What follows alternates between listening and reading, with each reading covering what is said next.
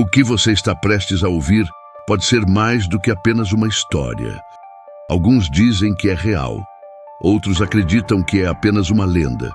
Mas uma coisa é certa, ela mexe com quem a escuta. Se você decidir continuar, esteja preparado. O mal pode se esconder nas formas mais inesperadas, e hoje vamos explorar uma delas. Eu sou Rodrigo. Vocês podem me conhecer por compartilhar histórias que desafiam a razão e testam nossa coragem. Desta vez, trago um relato intrigante, algo que chegou a mim através de rumores e fragmentos de memórias.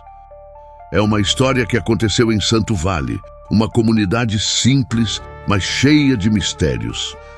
Até hoje, quem passa por lá sente um frio na espinha ao lembrar dessa história. Samuel era um homem tranquilo e respeitado por sua história familiar, mas a solidão é um veneno que pode levar até os mais fortes a caminhos sombrios. E foi no silêncio de sua casa, cercado por lembranças e vazios, que ele abriu uma porta para algo que nunca deveria ter sido chamado. O que parecia ser um amigo acabou sendo o início de um pesadelo. Essa é a história do amigo de meu vizinho. Eu sempre fui cético com relação ao sobrenatural. Histórias de fantasmas e maldições eram para mim nada mais do que invenções. Mas o que aconteceu naquela noite me fez repensar tudo. Meu nome é Mateus. E eu era vizinho de Samuel. Nossa relação era cordial, nada muito próxima. Às vezes, jogávamos baralho ou bebíamos juntos nos finais de semana. Ele era uma boa pessoa, mas sempre carregava nos olhos um traço de tristeza. Foi em uma dessas noites que percebi algo diferente. Estava voltando para casa tarde da noite, depois de um dia cansativo. A rua estava escura, iluminada apenas pela luz amarelada dos postes, quando notei algo incomum. Na janela da casa de Samuel havia uma silhueta. Ela não parecia ser dele. Era alta, com ombros largos e um contorno que me fez estremecer. Eu pensei em ignorar, mas algo me fez olhar mais uma vez. Foi quando vi. A figura inclinou a cabeça lentamente e por um breve momento pude jurar que vi algo crescer de sua cabeça. Eram chifres. Eu pisquei, pensando que talvez fosse cansaço ou efeito da pouca luz, mas a imagem ficou gravada na minha mente. Cheguei em casa ofegante, com o coração acelerado. Minha esposa, alarmada, me perguntou o que havia acontecido. Tentei explicar, mas as palavras não saíam. Ela achou que eu estava delirando ou que talvez tivesse bebido algo estranho, mas eu sabia o que tinha visto. Aquilo não era normal. Nos dias que se seguiram, comecei a observar Samuel com mais atenção. Ele parecia mais animado, mais falante, mas algo nele não estava certo. Em uma conversa casual, ele mencionou que havia recebido um amigo para morar com ele. Disse que o rapaz era jovem, educado e que o fazia se sentir menos sozinho.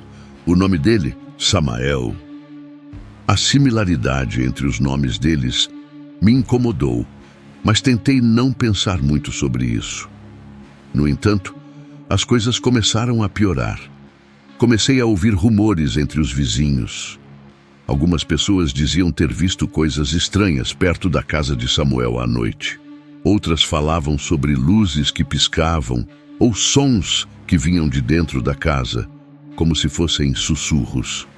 Eu tentei ignorar, mas não pude evitar lembrar da figura que vi naquela noite. Ao sair da casa naquela noite, olhei para trás e vi Samael parado na porta, me observando. Não disse nada, mas o olhar dele parecia atravessar minha alma. Meu estômago se revirou e, pela primeira vez, pensei que talvez houvesse algo muito errado com aquele homem. Nas semanas seguintes, os rumores sobre a casa de Samuel continuaram a crescer. Alguns vizinhos diziam ouvir barulhos inexplicáveis durante a noite, enquanto outros evitavam passar por lá depois que escurecia. Eu também não estava imune. Certa noite, enquanto fechava a janela do quarto, percebi uma luz estranha vindo da direção da casa dele. Era fraca, pulsante, quase como se algo estivesse tentando chamar minha atenção. No dia seguinte, decidi perguntar a Samuel sobre o que estava acontecendo. Ele parecia mais exausto do que o normal, com olheiras profundas e um ar de preocupação que era difícil de ignorar.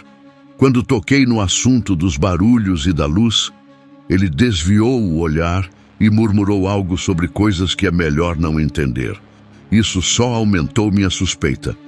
A situação tomou um rumo ainda mais estranho quando uma noite meu cachorro Max começou a latir freneticamente em direção à casa de Samuel. Ele estava agitado, como se pressentisse algo que eu não podia ver. Fui até a varanda para tentar acalmá-lo, mas foi quando vi a silhueta de Samael na janela. Ele estava parado, olhando diretamente para mim. Aquilo me arrepiou da cabeça aos pés. Aquela visão foi o suficiente para me fazer tomar uma decisão. Eu precisava descobrir o que estava acontecendo, mesmo que isso significasse confrontar Samuel ou Samael. Algo dentro de mim dizia que aquele amigo não era apenas uma pessoa qualquer. Mas como abordar isso? E se Samuel estivesse em perigo? E se eu estivesse lidando com algo muito maior do que conseguia compreender? Essas perguntas não me deixaram dormir naquela noite. Ao amanhecer, decidi agir. Peguei minha bicicleta e fui até a casa do sábio da vila, um homem conhecido por suas histórias e conhecimentos sobre o inexplicável. Precisava de respostas, mesmo que elas viessem em forma de superstição ou lendas antigas. O sábio era um senhor de idade avançada, com cabelos brancos e olhos que pareciam enxergar além do que estava à frente. Contei a ele o que tinha visto e ouvido, omitindo alguns detalhes por medo de parecer louco. Ele me escutou com atenção, e quando terminei, ficou em silêncio por alguns instantes antes de falar. Você está lidando com algo antigo, muito mais antigo do que pode imaginar. Esse amigo de Samuel é uma sombra de algo maior. Ele não quer só Samuel, ele quer tudo ao seu redor. Minhas mãos suavam enquanto ele explicava. Segundo o sábio, Samael não era humano. Ele era um emissário de um poder obscuro, atraído pelo desespero e pela solidão. Ele sempre vem assim. Ele continuou. Parecem amigos, mas são algo muito pior. Eles se alimentam das fraquezas humanas, da tristeza, da dúvida. O sábio me entregou um pequeno crucifixo de ferro. Isso pode te proteger por um tempo, mas não vai resolver o problema. Você precisará enfrentá-lo diretamente. E quando ele te der uma escolha, tenha cuidado. Ele nunca joga limpo. Voltei para casa decidido. Precisava tirar Samuel daquela situação antes que fosse tarde demais. Naquela noite, fui até sua casa. As luzes estavam apagadas e o silêncio era quase ensurdecedor. Bati na porta, mas ninguém respondeu. Empurrei-a devagar e entrei.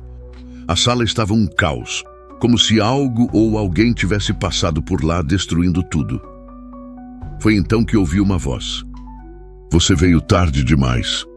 Virei-me e vi Samael parado no canto com um sorriso que gelava a alma. Samuel estava no chão, desacordado. Max rosnava ao meu lado, mas parecia hesitar em atacar. Samael deu um passo à frente e disse: Ele me chamou. Ele sabia o preço. Agora você também faz parte disso. Antes que pudesse reagir, as luzes piscavam e tudo ficou escuro. Quando as luzes se apagaram, fiquei imóvel por alguns segundos, apenas sentindo o som da minha própria respiração e o coração martelando no peito. A escuridão ao meu redor parecia mais densa do que o normal, como se estivesse viva. Ouvi passos lentos e pesados se aproximando. Max rosnava ao meu lado, mas algo o impedia de avançar. Você veio tarde demais, Mateus. A voz de Samael ecoou na sala, como se viesse de todas as direções.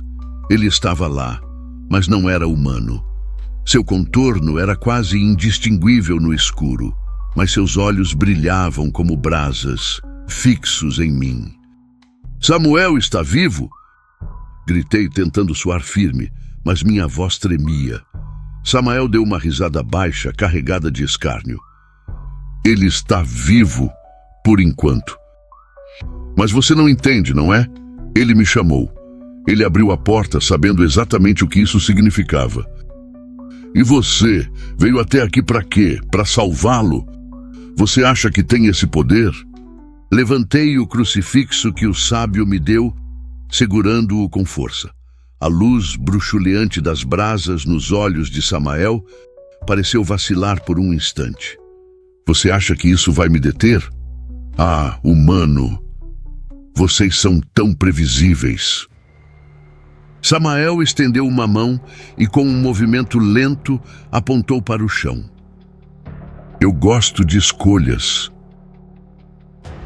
Então, aqui está a sua. Samuel ou você. Apenas um de vocês sairá daqui. A decisão é sua. Olhei para o corpo de Samuel estirado no chão.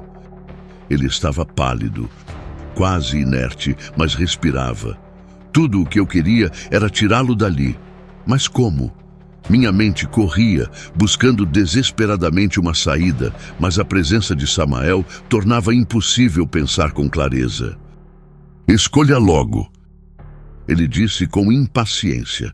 O brilho em seus olhos parecia pulsar com mais intensidade, como se estivesse se alimentando do meu medo. Ou talvez eu faça a escolha por você. Eu sabia que não podia ganhar contra ele, mas o sábio disse que Samael nunca jogava limpo. Talvez houvesse algo que eu pudesse fazer. Lembrei-me de suas palavras. Ele se alimenta das fraquezas humanas. Você quer Samuel? Perguntei, tentando soar mais confiante do que me sentia. Então me deixe ir. Você já ganhou, não é? O que mais você poderia querer? Samael inclinou a cabeça, curioso. Você realmente acha que pode barganhar comigo? Que tolice fascinante! Ele se aproximou, sua presença cada vez mais esmagadora.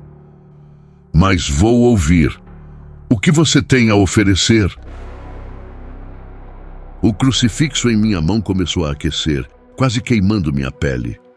Fechei os olhos e murmurei uma prece, algo que fazia anos que não fazia. Quando abri os olhos novamente, Samael estava parado, seus olhos queimando com um brilho de frustração. Você não pode escapar de mim, Mateus. Nem você, nem ele. Isso não é uma batalha. É um jogo que eu já ganhei. De repente, Max avançou. Ele não hesitou, não parou. Em um salto feroz, mordeu a perna de Samael, que urrou em uma mistura de raiva e dor. O quarto foi tomado por uma luz intensa, como se um relâmpago tivesse atingido o lugar. Os dias que se seguiram foram um borrão. Ninguém mais viu Samuel, e Samael parecia ter desaparecido. Mas a sensação de que algo estava errado nunca me deixou. Max continuava agitado, especialmente à noite, sempre olhando para a porta como se esperasse algo ou alguém. Até hoje, não sei o que realmente aconteceu naquela noite, mas uma coisa é certa: Samael nunca realmente vai embora. Ele está lá, sempre à espreita, esperando por uma nova oportunidade, uma nova fraqueza. E você, tem certeza de que está seguro?